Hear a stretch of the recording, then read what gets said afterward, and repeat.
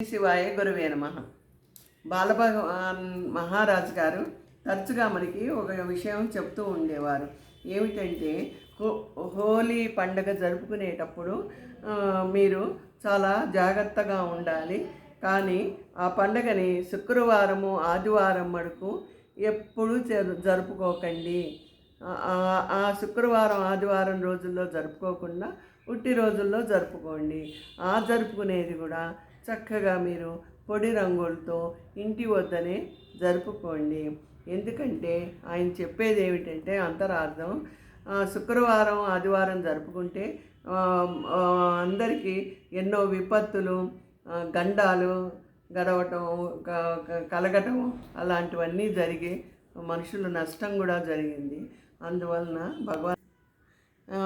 ఆయన చెప్పే దానిలో అంతరార్థం ఏమిటంటే శుక్రవారము ఆదివారము ఈ మందు ఇలాంటివన్నీ పల్లెటూళ్ళల్లో ఎక్కువ ఉంటాయి కదా, అవి విపత్తులు కలిగిస్తాయి, మనుషులకు అనారోగ్యము మరేమో ప్రమాదాలు అనుకోకుండా నష్టం కూడా జన నష్టం కూడా కలుగుతూ ఉంటుందని భగవాన్ గారు అలా చెప్తూ ఉండేవారన్నమాట.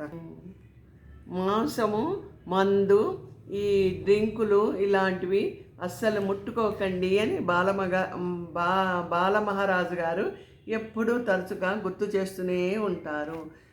ఎందుకంటే ప్రజల ఆరోగ్యం కోసమని ఆయన అలా చెప్తూ ఉంటారన్నమాట, హెచ్చరిస్తూ ఉంటారు. దాని అర్థం అది అన్నమాట. అదేమిటి, అంతేగాక బాలభగవాన్ గారు ఇంకా ఏం చెప్పేవారంటే, మనం పండుగలు జరుపుకోండి ఆనందంగా చక్కగా. ఆ జరుపుకునేది కూడా మీరు అందులో ఉన్న అంతరార్థం గ్రహించి జరుపుకోండి. కరోనా టైంలో కూడా చాలామంది అక్కడ పండుగలు చేసుకున్నారు. ఎందుకంటే బాలభగవాన్ గారు ఉన్న ప్రదేశం కదా, అందుకని అక్కడ ఎవరికి ఏ ఇబ్బందులు రాలేదు. అసలు ఆ రోజుల్లో మరి మఠాధిపతులు మరి ఏమో పెద్ద పెద్ద గుళ్ళు అన్నీ పూజారులు అన్నీ మూసేసుకొని ఉన్నారు కదా భయంతో. కానీ పరశువ శిఖర్ క్షేత్రంలో మటుకు 360 రోజులు తెరిచే ఉంటుంది. భక్తులందరూ వచ్చి బాలభగవాన్ గారి కష్టాలు చెప్పుకుంటూ ఆయన దర్శించుకుంటూ ఉండేవారు అన్నమాట. అంటే బాలభగవాన్ గారు సాక్షాత్ భగవంతుడే కదా అని మనకు అందరికీ తెలుస్తూనే ఉంది కదా. ఇదిగాక ఆయన లోక కళ్యాణం కోసం ఒకటి చెప్తూ ఉండేవారు. ఏంటంటే పండుగ చేసుకుందాం, ఆనందంగా ఉందాం, కానీ మనం దాన్ని శుభంగా చేసుకుందాం. ఉదాహరణకి దీపావళి పండుగ ఉందనుకోండి, ఆ దీపావళి పండుగ నాడు చక్కగా ఇల్లంతా దీపాలతో అలంకరించుకున్నాం అనుకో, ఎంత ఆనందంగా ఉంటుంది. ఆ లక్ష్మీదేవి మన ఇంటికి వచ్చి కూర్చోదా. టపాకాయలు కాలుస్తారు పిల్లలు, మరేమో వాటి వలన వాళ్ళకి చేతులు కాలటము, ఇష్టం వచ్చినట్టు కాల్చిపడేయటము, దాంతో పశువులు ఆవులు అవి ఉంటాయి కదా పశువులు, అవి మేసి ఆ ఇనపవి వాటి గొంతులో గుచ్చుకోవటం, ఇలాంటి ప్రమాదాలన్నీ జరుగుతాయి అని ఆయన ముందు చూపుతో మనకి చెప్తూ ఉండేవారు అన్నమాట.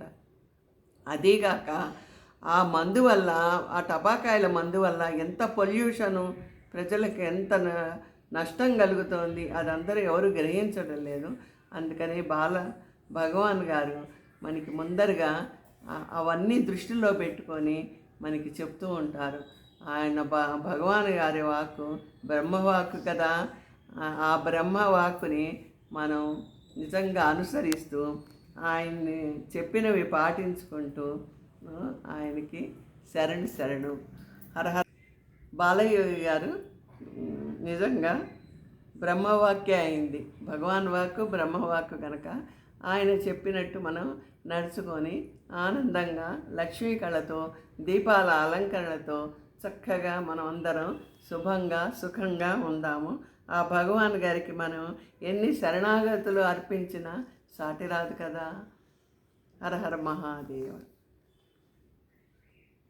విజయ భ్రమరాంబ తాడేపల్లి అందరికీ, అంకిత భక్తులందరికీ